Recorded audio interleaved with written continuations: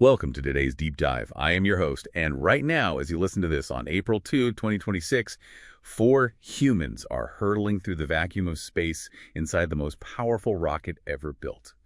And, it is a multi-billion-dollar masterpiece of engineering that the U.S. government actually just decided to permanently cancel. Hey everyone, I'm your resident expert, and yeah, it is quite the simulation up there right now. It really is. So we are looking at a really fascinating stack of sources covering the Artemis II mission today.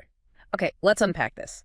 Humanity is back in deep space for the first time since 1972, but between sweeping policy shifts and broken hardware in orbit, this is, it is far from a nostalgic Apollo replay. No, not at all. I mean, it is an entirely different beast. Artemis II is not a lunar landing. It is basically an aggressive stress test focused entirely on cislunar survival. Right, out in that vast hostile stretch of space between the Earth and the Moon. Exactly.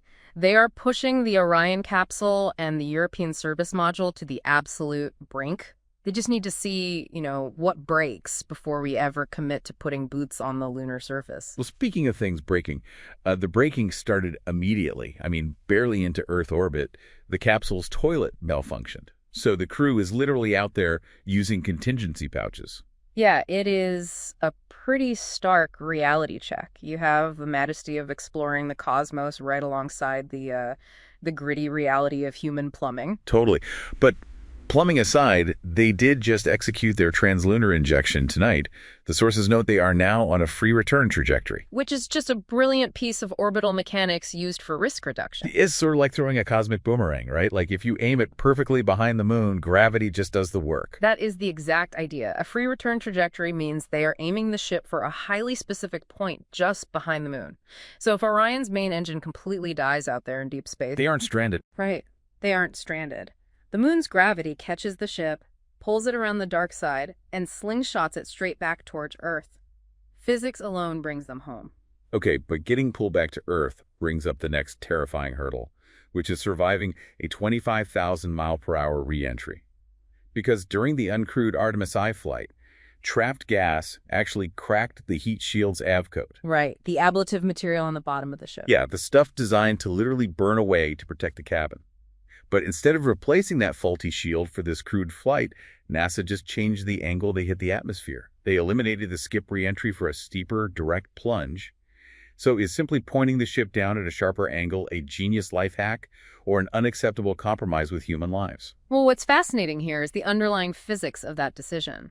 Replacing the shield meant a multi-year delay, but aerodynamic modeling revealed that a steeple dive fundamentally changes how the heat is generated. Wait, really? How does going steeper help? By plunging directly, the capsule moves much faster through the specific atmospheric layer that produces the exact temperature band responsible for heating and, expanding that trapped gas. Oh, I see. So by spending less time at that specific temperature, the gas inside the shield simply doesn't have time to expand and crack the avcoat. Exactly. It is a calculated risk rooted in immense data, and they're gathering entirely new data to understand risks to the human body, too.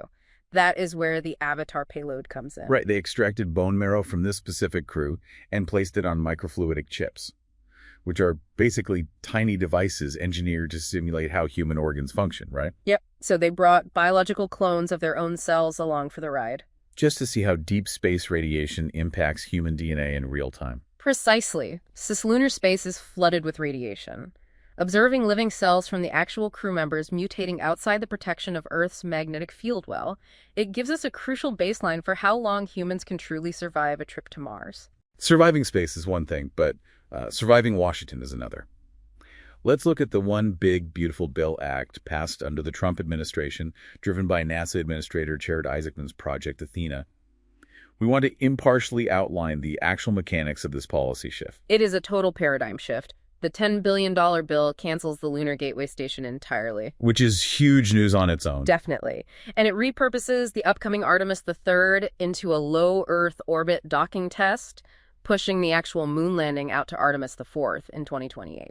Okay, but the most sweeping change here is that the SLS rocket and the Orion capsule will be completely retired after Artemis III. Yeah, the government is essentially getting out of the super heavy lift rocket business and handing the keys over to commercial private companies. It is just an incredible paradox. I mean, the astronauts up there right now are trusting their lives to a heritage government rocket that is legally already a lame duck. We really are watching the twilight of an era here. Artemis II serves as this vital, high-stakes bridge connecting the legacy hardware philosophy of the Apollo days to a commercially dominated future. Which leaves you with something really huge to think about.